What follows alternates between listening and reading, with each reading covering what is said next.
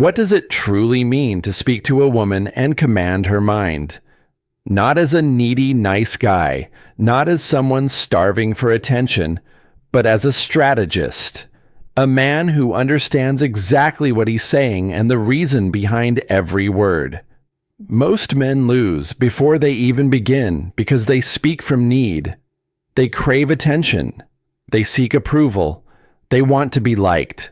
And without realizing it, they position themselves beneath her. Then they wonder, why doesn't anyone take me seriously? Today, that weak pattern ends. You're going to eliminate the habit of begging and start communicating from power instead of need. Because speaking to a woman and truly taking control of her mind is a dangerous craft. Only the men who grasp this become the ones she can't forget and can't release. The difference was never your appearance, your bank account, or your education. The real difference is this. Some men understand female psychology.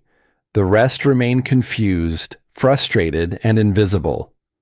In the next few minutes, I'm giving you the Machiavellian method, a way of speaking that sparks her desire without asking for anything, a way to influence her emotions without touching her, a way to make her see you not as a man to dismiss, but as a man to crave and submit to. If you freeze around women, if it feels like she's waiting to escape the moment you talk, if you constantly land in the friend zone, that cycle ends now. But first, like this video, because what I'm about to reveal are secrets 99% of men are too afraid to apply. And if you stay until the end, I'll give you a lethal technique you can use tonight to pull a woman into your psychological frame. And she won't even understand why.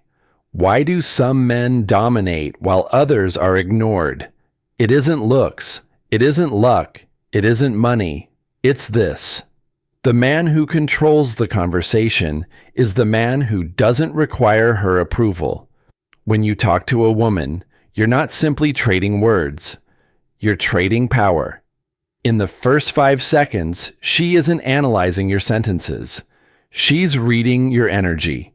If you're insecure, she senses it. If you're anxious, she detects it. If you're trying to impress her, she knows immediately. And the moment she feels you fighting for her attention, the battle is already lost. The man who holds power never begs to be liked. He doesn't try to be the funny one. He doesn't perform for reactions. He speaks as if his truth stands on its own. And that is magnetic.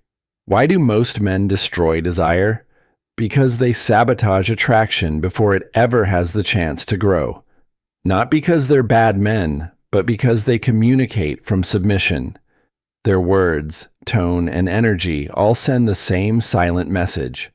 Please like me. Please find me interesting. Please don't reject me. Feel how weak that sounds. Every time a man speaks like that, he's asking for approval. He's requesting permission to exist in her world. And here's the brutal reality. If you must convince a woman of your value, you're already beneath her. And a man beneath her will never ignite desire. Desire doesn't thrive in comfort. Women don't fall for men they can completely control. She may like the nice guy. She may appreciate his effort. She may thank him for the attention. But desire, the kind that keeps her awake thinking about you, does not grow from comfort or sympathy. It grows from tension, curiosity, unpredictability, because her ego is constantly scanning for one question. Can I emotionally control this man? If the answer is yes, attraction dies instantly. Most men enter interactions already defeated. They overcompliment her before she's earned it. They agree with everything she says to avoid friction. They laugh nervously at their own jokes, hoping she approves. And deep down, she feels it. He needs me more than I need him.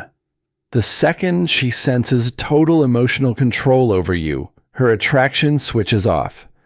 not out of cruelty, but instinct. A woman cannot crave a man she fully understands. She cannot chase a man she already owns. Desire awakens when she encounters a man who is different, a man who doesn't filter every word to please her, a man who moves by his own standards, not her expectations, a man unimpressed by her beauty. He doesn't have to be rude. He doesn't need arrogance. He simply lives inside his own frame. Her validation is optional, not essential. And that kind of presence feels rare in her world. Everyone else follows the same script: complimenting, chasing, performing. He doesn't. He moves with quiet self-possession, and that unsettles her ego. Confusion becomes the seed of desire. Humans are wired to notice what breaks patterns. Women are no exception. A man who doesn't rush to fill silence. A man unfazed by her tests. A man present but never needy. That man lingers in her thoughts because he isn't predictable.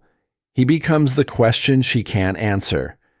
And inside that question, desire is born.